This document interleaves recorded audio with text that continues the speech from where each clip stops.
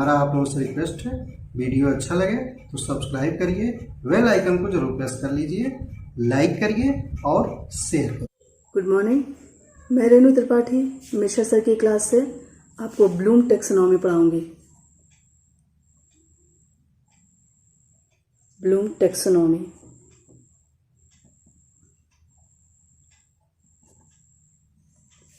Bloom taxonomy को सबसे पहले बेंजामिन B.M. ब्लूम ने दिया था।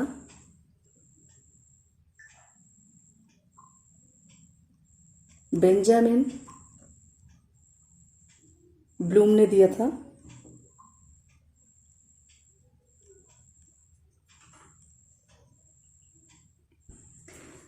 टैक्सोनॉमी का अर्थ होता है वर्गीकरण यानी क्लासिफिकेशन।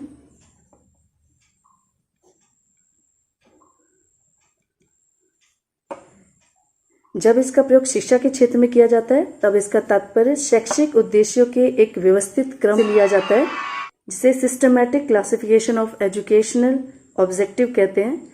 इस प्रकार के व्यवस्थित क्रम या वर्गीकरण को शिक्षा से संबंधित प्रत्येक व्यक्ति के लिए उपयोगी होता है। ब्लूम ने शैक्षिक उद्देश्यों की प्राप्ति के लिए डोमेन्स ये पक्ष को वर्गीकृत किया है। ये 1956 में इसका फर्स्ट पब्लिकेशन आया था और इसको रिवाइज्ड किया गया था 2001 में। ब्लूम टैक्सोनॉमी में 3 पक्षों को रखा गया, 3 डोमेन्स को रखा गया, जिससे हम शिक्षा के उद्देश्यों की प्राप्ति करते हैं। फर्स्ट है कॉग्निटिव यानी कि ज्ञानात्मक पक्ष, कॉग्निटिव डोमेन यानी ज्ञानात्मक पक्ष। सेकेंड है अफेक्टिव डोमेन और थर्ड है साइकोमोटर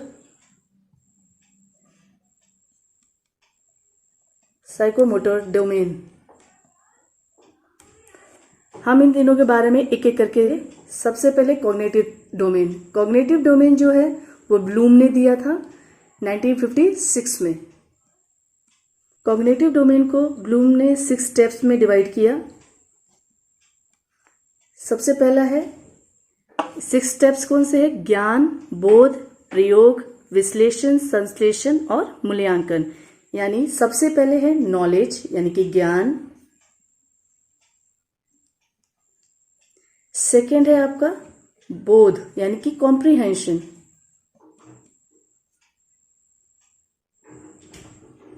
थर्ड है आपका प्रयोग यानी कि एप्लीकेशन। फोर्थ है आपका विश्लेषण यानी कि एनालिसिस। फिफ्थ है आपका संश्लेषण यानी कि सिंथेसिस। और लास्ट है आपका मूल्यांकन यानी कि इवैल्यूएशन। ये 6 स्टेप्स को कॉग्निटिव डोमेन में ब्लूम ने दिया। सबसे पहले हम लोग ज्ञान के बारे में बात करते हैं यानी कि नॉलेज में। नॉलेज मीन्स ज्ञान। ज्ञान में ब्लूम ने बताया कि जब कोई टीचर कुछ पढ़ाता है तो बच्चा एज इट इज वैसे ही ज्ञान प्राप्त कर लेता है। बच्चे से कोई क्वेश्चन पूछा जाए तो बच्चा उसका आंसर अगर उसे आता है तो वो देगा, अदरवाइज अगर नहीं आता है तो वो नहीं देगा। यानी कि बच्चा सिर्फ ज्ञान प्राप्त करता है, बच्चा उसे एज इट इज उसे अनुसरण कर लेता है।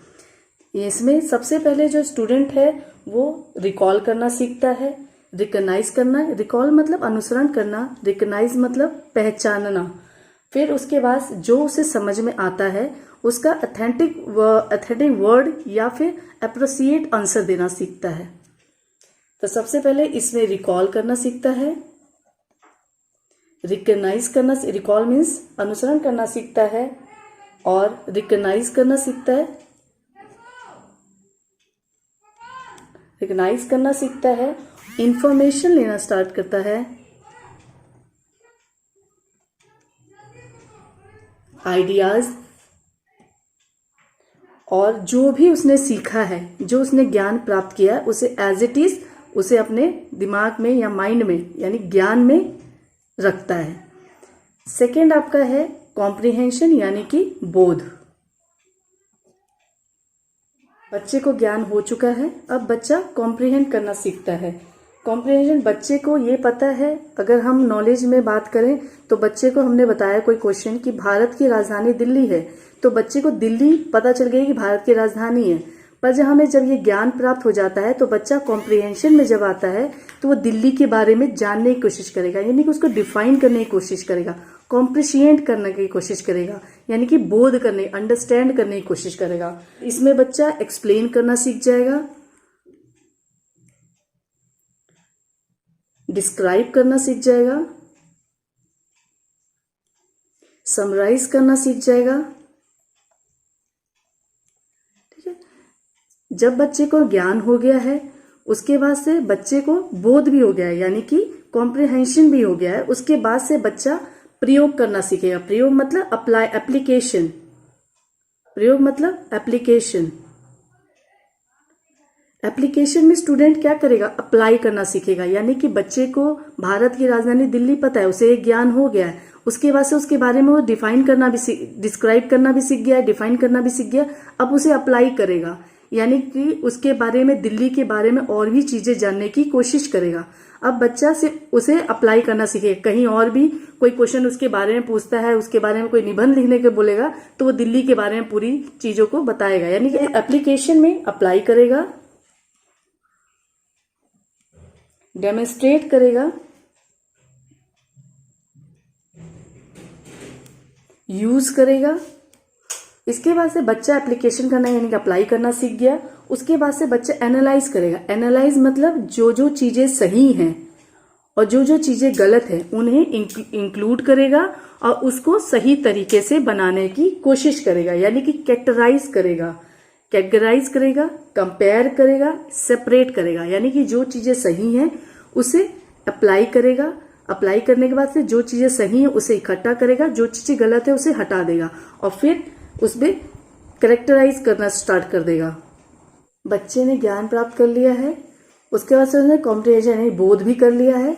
अब वो अप्लाई करना स्टार्ट कर दिया। अब वो एनालाइज करेगा, जो सही है उसे इकट्ठा करेगा और जो गलत है उसे हटाएगा, यानी कि अब कैटेगराइज करेगा,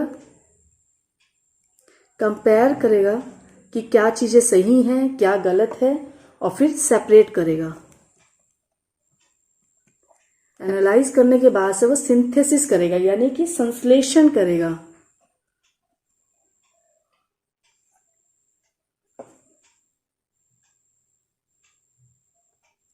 सिंथेसिस करेगा यानी कि संश्लेषण करेगा। संश्लेषण में अब स्टूडेंट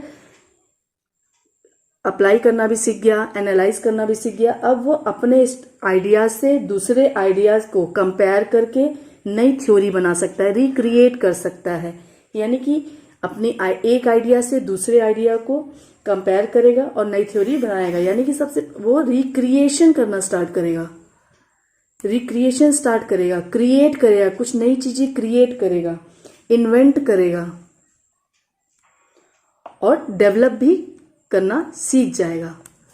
लास्ट में स्टूडेंट इवैल्यूएशन करना सीखता है। इवैल्यूएशन मतलब मूल्यांकन, अपना स्वयं का मूल्यांकन करना सीखेगा। इवैल्यूएशन मीन्स अब बच्चा अपने आप को जज करता है कि मैंने जो सीखा है वो सही सीखा है या गलत सीखा है। अगर गलत सीखा है सब प्रोसेस को करेगा जो हमने शुरू की हैं, ज्ञान, बोध, प्रयोग, विश्लेषण, संश्लेषण, फिर से करेगा, उन प्रोसेस को पूरा करेगा। उसके बाद से वो अपना फिर से इवैल्यूएशन करेगा, यानी कि जज करेगा कि मैंने सही किया। अगर ये सही प्रक्रिया पूरी होती है तो वो इट मीन्स कि वो करेक्ट है और उसने पूरे ऑब्जेक्टिव अचीव कर लिए हैं, तो यानी कि अपने आप को लास्ट में वो जज करेगा। तो ये ब्लूम ने ज्ञानात्मक पक्ष में 6 स्टेप्स दिए थे और 6 स्टेप्स में उसने कैसे कैसे शैक्षिक उद्देश्यों की प्राप्ति करता है इसे बताया। इस तरह से ब्लूम ने कॉग्निटिव थ्योरी यानी कि ज्ञानात्मक पक्ष के 6 स्टेप्स को बताया। सबसे पहले ज्ञान, बोध, प्रयोग, विश्लेषण, संश्लेषण और मूल्यांकन। इन 6 स्टेप्स को करने के बाद ही बच्चा अपने आप को जज करता है और शैक्षिक उद्देश्यों की प्राप्ति कर लेता है। सेकेंड है आपका अफेक्टिव डोमेन।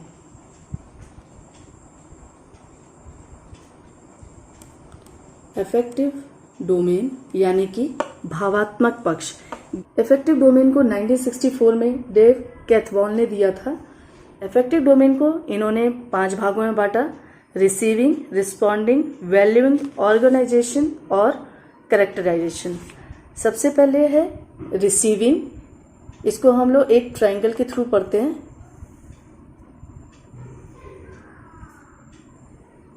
फाइव पार्ट्स में बांट देते हैं इसे, 1 2 3 4 5।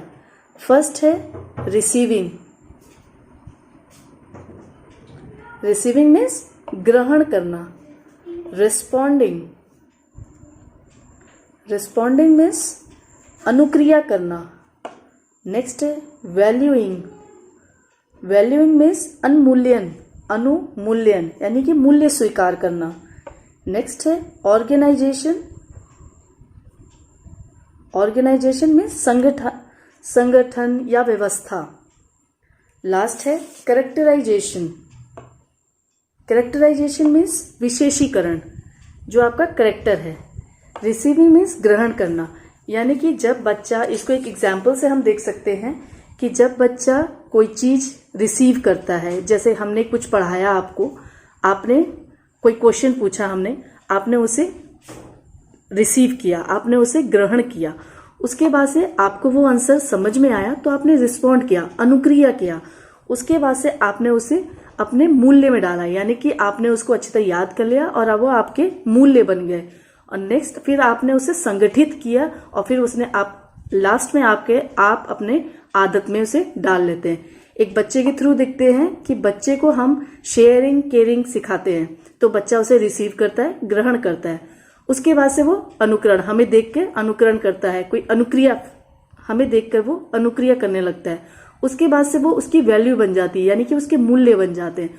उसके बाद से वो और लोग के साथ समाज में भी ऑर्गेनाइज करना सीख जाता है और लास्ट में उसकी वो आदत बन जाती है शेयरिंग और केयरिंग के। तो ये जो इफेक्टिव डोमेन है वो कैथवॉल ने 5 पार्ट्स में उसे बांटा था।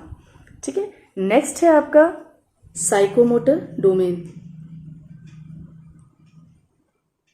साइकोमोटर डोमेन,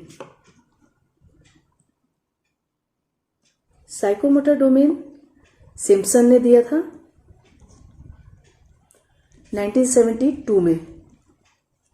सिम्पसन ने साइको मीन्स दिमाग और मोटर मीन्स मसल्स, मसल्स, दिमाग और मसल्स का कॉम्बिनेशन दिया। इसमें इनका कहना था कि बच्चों के सिर्फ ज्ञानात्मक और भावात्मक पक्ष को ही ना लेके इनके क्रियात्मक पक्ष को भी रखा जाए, यानी कि बच्चों के स्किल्स को डेवलप किया जाए। तो इसमें सिम्पसन ने इसे 6 स्टेप्स में बांटा। इसे हम ट्रायंगल के थ्रू देखते हैं। 6 स्टेप्स में दिया, 1 2 3 4 5 6। सबसे पहले इन्होंने दिया इम्पल्सन। इम्पल्सन मीन्स होता है उद्दीपन, कोई स्टिमुलस। नेक्स्ट है आपका मैनिपुलेशन। मैनिपुलेशन, मैनिपुलेशन मीन्स कार्य करना। नेक्स्ट है कंट्रोल। कंट्रोल मीन्स नियंत्रण करना। नेक्स्ट है कोऑर्डिनेशन। कोऑर्डिनेशन मीन्स होता है समायोजन। नेक्स्ट है स्वाभाविकरण, यानी कि नेचुरलाइजेशन,